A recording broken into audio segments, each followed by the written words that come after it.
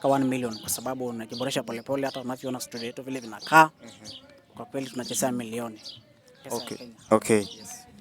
Naomba kuuliza changamoto ya hii kazi ya kumiliki studio ni ipi ama changamoto ni zipi? Kwa kweli changamoto ni mengi. Kwa sababu watu wanapoona uko na studio wanaona uko na pesa. Na wakati unapo studio lazima uajiri watu. Na unapoajiri watu wanataka pia walipe mshahara. Hapo unapolipa mshahara bado uko na familia. Na hapo una lazima ujiendeleze kwa sababu kuwa na studio haimaanishi umefika. Ni lazima ujiendeleze. So changamoto ni mingi. Msanii kwanza anakuja anataka mrekodie muziki bila pesa. Na ile kazi ya kurekodi ndio bado kazi yangu. So unapomwambia haiwezekani, pengine utakuwa adui na yeye. Na wakati pia unataka kumsaidia kwa sababu ni rafiki yako, inabidi sometime ujibalance. Either nijinyime yeye asaidike. Ama mimi nijinyime ndio tuweze kuendelea mbele. Kwa hiyo changamoto ni mingi. So changamoto ni mingi. Na unafanya audio na video ama unafanya audio peke yake? Kwa kweli nilivyofungua studio nikafanya miezi 6 ya audio bila kuwa na kamera. Kaomba Mungu sana akanisaidia. Nikanunua kamera zangu vile mnavyoviona. Sasa tunapiga video na audio kwa pamoja. Yes. Okay. Audio ni bei gani na video ni bei gani? Kwa kweli ni bei ya maelewano kwa sababu unaposema utaanza kulinganisha na kwa kweli unavyoviona studio zetu, kwa kweli tumeamua kujiboresha kwa sababu muziki una change. Wasanii wa kisasa wana lazima wapate muziki wa kisasa kwa sababu muziki imechange, maisha imechange. So msanii ana lazima apate kitu anachokitaka. Tukaamua kujiboresha zaidi. Tukaamua tuingie sokoni, tugharimike, tutafute ambapo wasanii wanachokipenda. Kwa mfano, katika kazi ya muziki iko inahitaji vitu vingi. Wakati unataka kutengeneza kazi mzuri, lazima uwe na kitu kizuri. So unajiboresha kwanza ili uweze kutoa kazi bora. So wakati nimetamani kutengeneza studio nzuri ya mashambani, watu wakakosa kunielewa. Kwa sababu madhumuni yangu na lengo langu ni kujenga urafiki na usanii. Na jukumu pia la JM ni kulea vipaji na kukuza pia vipaji. Unapoona msanii ako na talent wataka kumsaidia. Lakini hapo unapomsaidia anashindwa kujimudu kwa sababu ya kesho kutwa.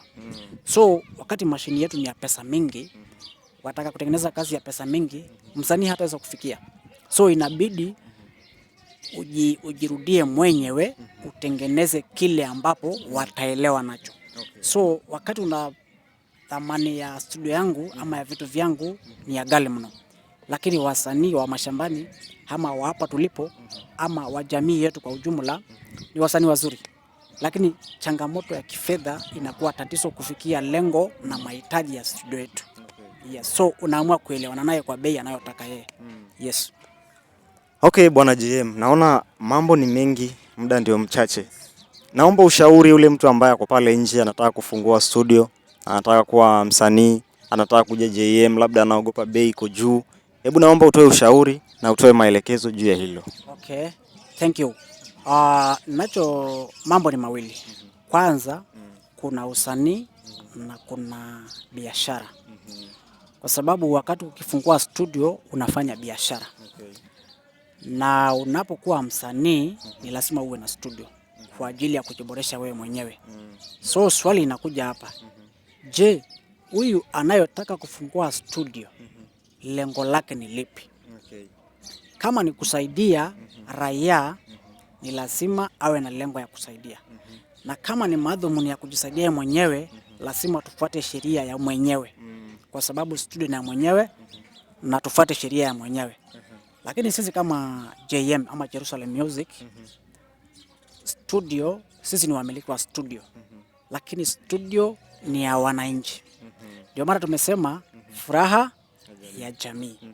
Wakati muziki mzuri utaingia mtaani ni furaha ya jamii.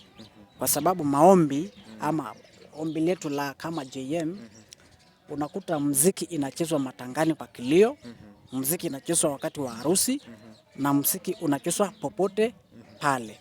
So muziki wetu ni furaha ya jamii. So msanii anayotamani kazi bora, JM ni kiboko yao. Msanii anayojitambua kwamba ana kipaji na anajiweza, jitokeze. JM tunakuza na tunalea. Jambo la mwisho, ama bado nafikisha kipindi mwisho. Okay, tuende tu. Wakati msanii anapojihisi ana talenta, kwanza ajiheshimu na ajijue. Kwa sababu wakati unapomlea msanii, anashawishiwa na msanii mkubwa kwamba naweza kukupeleka mahali. Lakini ujue yeye alianza wakati fulani na sasa wewe unaanza pia wakati fulani.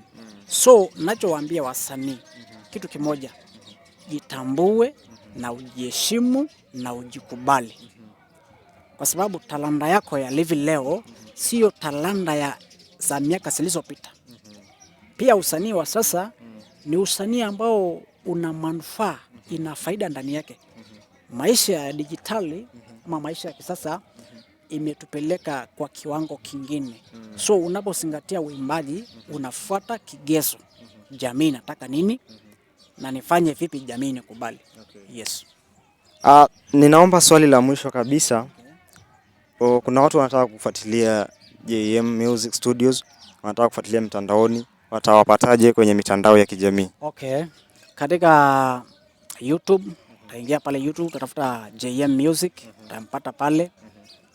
Na ukitaka kwa Facebook, Jerusalem Music, utatupata pale.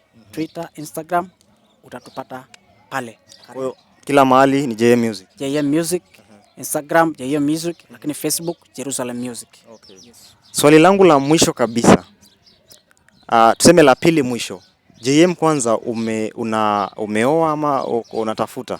Watu pale nje wanakumezea mate. Kweli kabisa. JM ni mzee. Niko na mke na mtoto mmoja. Nashukuru Mungu. Okay. Yeah. Swali langu la mwisho kabisa. Nataka nijue simu unayoimiliki ni ya pesa ngapi? Tukiona hii simu ni simu ya pesa sana na ni simu nzuri. Tutaka tujue ni ya pesa ngapi hii simu. Kwa kweli Mr. Jicho, hii simu ni JM ni mtu wa kawaida tu. JM ni mtu wa Jigambi, JM ni mtu wa si pesa kidogo. 30,000 tu. Na ni mpya kabisa. 30,000 inaitwa Camon Tecno Camon Pro. 30,000 utaimiliki tu. Si simu kubwa but nashukuru kwa sababu nakubali. Okay, siku nyingine nitakuja na nitakuja tufuatilie kuanzia chini mpaka juu, tujue JM anaweza vaa nguo ya pesa ngapi, anaweza beba simu ya pesa ngapi. Tutaangalia mpaka wale tutaturuhusu, tutaangalia wale tuko na kitu gani. Okay. Sawa, nitashukuru sana, karibu sana, lakini JM ni mtu wa kawaida. JM anafahamu tumba, akipatana na shati mzuri kama ya shilingi 100, JM anabandika.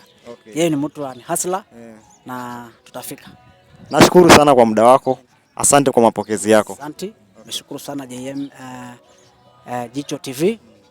Pamoja naambia watazamaji wetu, Jicho ni kiboko ya wengi, pia ni kioo cha jamii.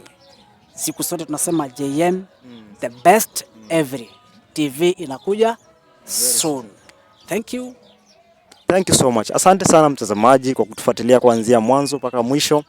Tukutane kipindi kingine, bila shaka tutatafuta watu wengine wengi zaidi. Nitahakikisha nimetembelea producers wote ambao mna request. Andika tu comment, usisahau kusubscribe, like, pia na kushare. Mungu akubariki.